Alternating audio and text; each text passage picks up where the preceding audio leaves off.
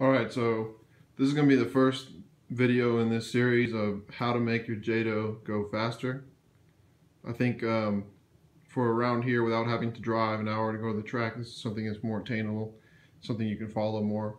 And from what I've noticed on my YouTube channel, a lot more attention goes towards my Jato than just about anything else other than the two little videos I made for my helicopter. But anyway, so the basics on how to make your Jato go faster. The first thing is to give it a good tune. That's very, very crucial. Take some time and look up other videos. I don't have a tuning video. Maybe I'll make one, maybe I won't. I'm not going to say I'm an expert in that area, but there's a lot of good content on YouTube how to learn to tune an engine, specifically the low speed needle.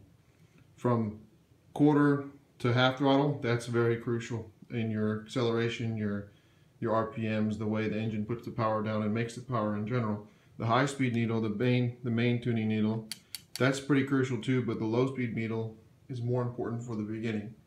You know, in terms of speed, the faster it goes, the farther away it is. So if you get a bad start, it's going to ruin your whole run. You know, the top end needle is obviously extremely important for getting to a high speed, but realistically, the low speed needle is more important. The start is more important.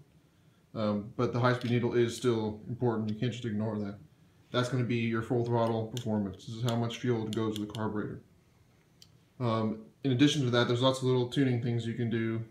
Like right here, you pop this baby off, you hold this gear with your finger, and then you can adjust the gear ratio. This is 2-speed transmission. Once you hit a certain RPM, then it's going to shift. Changing this point changes that shift point. So if you shift earlier or later, it's going to change the way the car is geared. You want to be able to find a good sweet spot. You don't want to shift too early, you don't want to shift too late. So that's kind of a feel thing at the same time. Another thing is also adjusting the tightness of your slipper clutch here. If this is too tight, then you're going to be popping wheelies way too easily. You're going to be putting the power down very well, but you're going to be popping wheelies pretty aggressively. But then if you have it too loose, you're going to be putting the power down pretty good too, but also you're not going to be putting all the power down. In addition to that, you're not going to be shifting gears. If this is way too loose, it'll never shift into second gear. So that's the basic tuning part of it. There's some minor tuning, you know, in suspension geometry, you know, suspension, the stiffness, the rebound, you know, the dampening, all that you can do. But that's kind of, I mean, I don't want to say higher level, but it's more difficult to get a good grip on and to see a good change. It's more just trying to put the power down and all that. Minor thing I want to say, if you're going to be going faster, get some good brakes. That's a major safety issue. If you're going really fast, I mean, you can break someone's leg pretty easily. You want to be able to stop it at those speeds, especially if you're getting past 50 miles an hour. So those are the basic tuning things.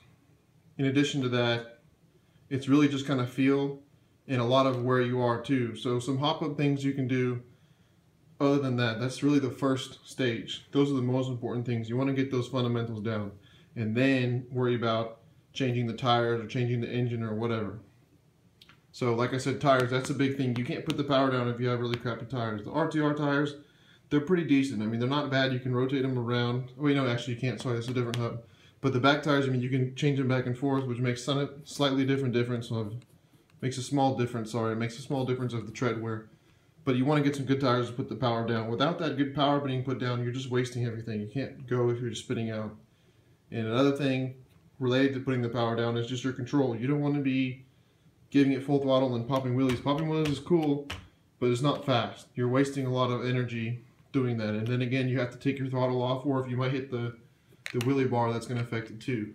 The reason I don't have the wheelie bar on there, I could definitely use it, but I don't have it on there because I don't want to have the psychological side of thinking, oh, it's okay, I can just hit the wheelie bar and it'll be alright. I don't want it there because if it wheelies, I don't want it to wheelie at all, period. Maybe very, very small, less than an inch.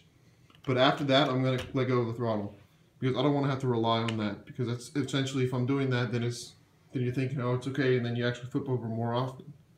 So it's more about control and utilizing what you already have before you go and spend money on upgrades.